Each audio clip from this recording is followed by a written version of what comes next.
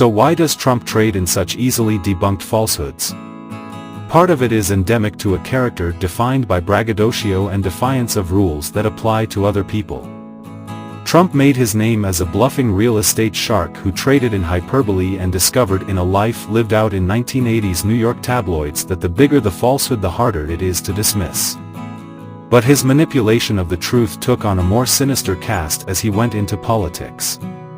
In the first hours of his administration, Trump's absurd claims about the size of the crowd at his inauguration were widely ridiculed. But in retrospect, the charade featuring his first White House press secretary Sean Spicer was a harbinger of an administration that bucked fact as an instrument of political power. The seeds of deception sown in January 2017 flowered into a disinformation blitz during the COVID-19 pandemic, apparently designed to paper over Trump's leadership failures.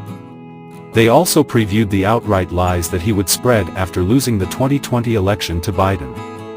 Trump voters respond to his populism and his evisceration of elites, and many sincerely believe he's a response to a march to the left by the Democratic Party. Trump's "America First" foreign policy is attractive to many in a nation weary of foreign wars, and his messages on undocumented migration and the economy may shock liberals, but they convince millions of Americans.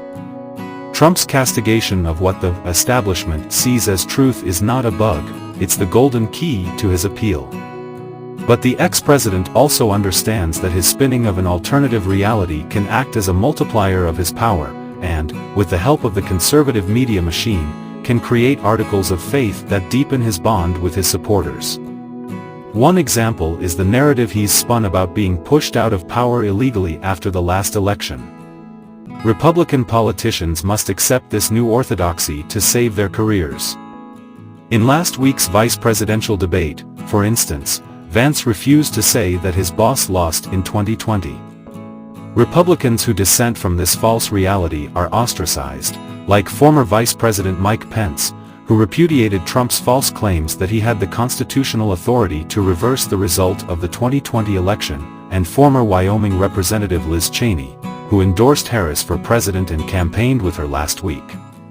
The still potent idea that Trump was cheated out of power 4 years ago has set the stage for his baseless hints that this election will not be free and fair, fueling fears that November could see another post-election constitutional crisis.